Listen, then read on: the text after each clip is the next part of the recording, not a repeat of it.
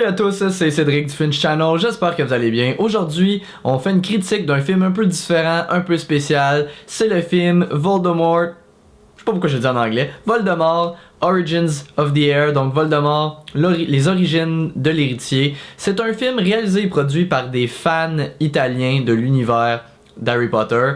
Donc ça n'a pas été fait à des fins commerciales, ils feront pas de profit là-dessus et c'est accessible gratuitement sur YouTube. Je vais mettre bien évidemment le lien du film dans la boîte de description ci-dessous.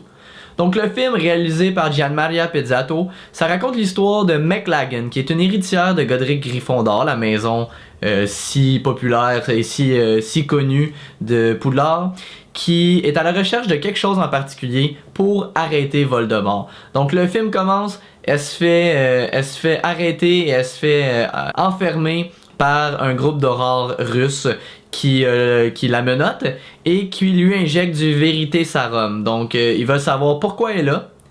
Une fois qu'ils savent pourquoi elle est là, ils veulent comprendre pourquoi elle veut ça en particulier. Et à chaque fois qu'elle explique quelque chose, elle se fait demander pourquoi.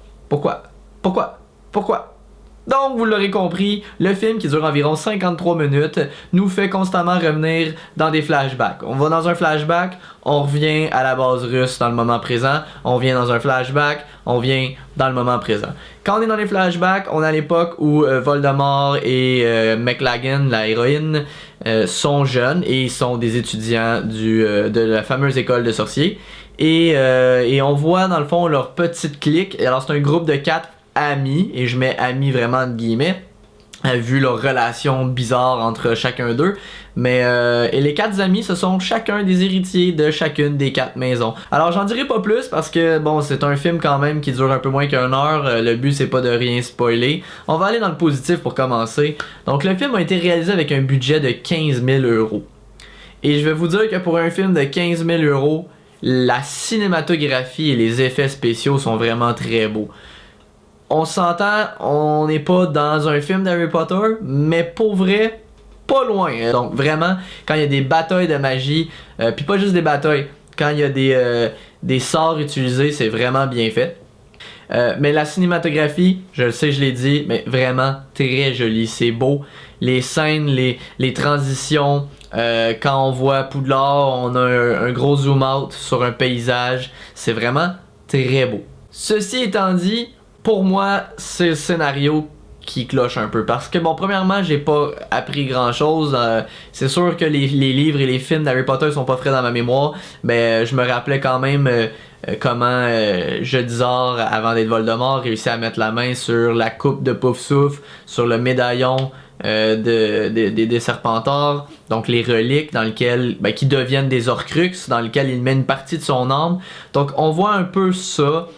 Comment il s'y est pris, mais je sais pas, personnellement le fait d'aller des flashbacks au présent, j'ai trouvé ça moins intéressant parce que quand on revenait, les flashbacks étaient super bons. Quand on était dans le passé avec Tom Jedizar, j'aimais vraiment ce que je voyais. Quand on revenait dans le présent, je trouvais que c'était que des scènes je sais plus c'est quoi en français, mais des scènes d'exposition, c'est-à-dire voici ce que vous devez savoir, blablabla, je vous donne des informations. Ok, on passe avec un peu d'action. Pouf, on revient. Voici ce que vous devez savoir pour la prochaine scène. Je vous donne des informations. Maintenant, je sais que je suis peut-être un peu dur. Je comprends que c'est un film réalisé par des fans avec un petit budget. Donc, je veux pas trop aller dans le négatif par rapport à ça. Mais ça reste que personnellement, l'histoire m'a pas accroché. Puis le développement des personnages, à part Voldemort, peut-être parce que c'est Voldemort, donc on a déjà notre idée préconçue du personnage.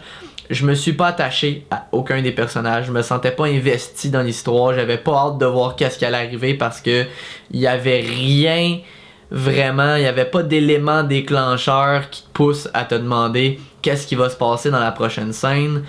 Et j'ai trouvé que bon, l'actrice qui fait McLaggen, puis certains autres acteurs aussi, mais je trouvais qu'il y avait du overacting.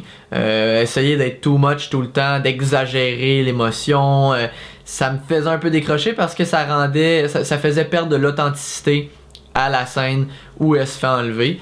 Mais bon, en dehors de ça, par contre, Stefano Rossi qui joue Tom Jedizar avant d'être Voldemort, c'est vraiment le seul qui pour moi s'est démarqué. Il était excellent.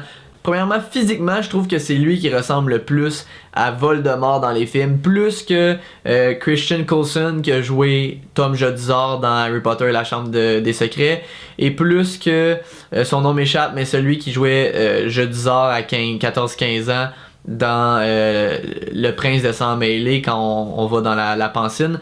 J'ai trouvé qu'il avait vraiment le visage pour le rôle et son acting était bon. C'est sûr, le film a été doublé en anglais. Donc ça, c'est un autre point qui, des fois, bon, je suis pas un expert dans le doublage, là, l'audio, même avec ma chaîne YouTube, c'est ma faiblesse, mais des fois, c'est flagrant qu'il y a un problème de doublage, c'est pas 100% synchronisé avec les acteurs. Ça peut faire décrocher un peu, donc j'ai pas eu la vraie performance, mais si on regarde ses expressions, tu sais, si on se rappelle de Tom Jedusor quand il était jeune dans les films d'Harry Potter, il est toujours calme, posé, réfléchi, mais on dirait sans émotion. Il l'a eu à la perfection. Il joue son rôle d'un sérieux assez impressionnant, mais il a toujours l'air froid, il a toujours l'air de se foutre un peu de qu'est-ce qui se passe. Donc pour moi, c'est vraiment mon seul personnage qui s'est démarqué dans ce film-là. Alors je dirais que pour n'importe quel fan de l'univers d'Harry Potter, c'est sûr c'est un must. C'est gratuit, c'est sur internet, c'est sur Voldemort, un des méchants les plus mémorables de l'histoire du cinéma et de la littérature. Par contre, l'ayant vu une fois, je vais être franc, j'ai pas envie de le regarder une deuxième fois. Je suis content de l'avoir écouté, mais l'histoire pour moi est peu intéressante. Le rythme est lent et même si c'est impressionnant le côté visuel qu'ils ont réussi à atteindre par rapport au budget qu'ils avaient, je leur lève mon chapeau.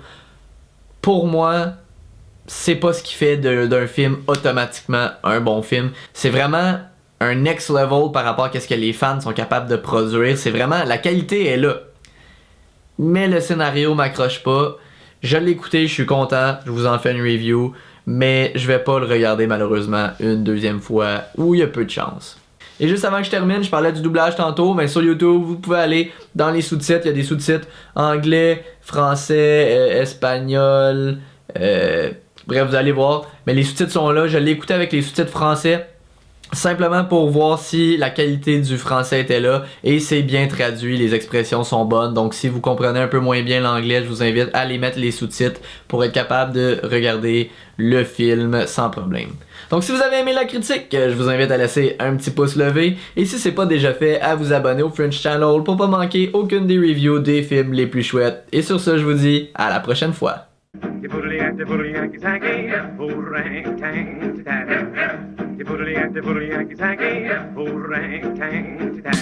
a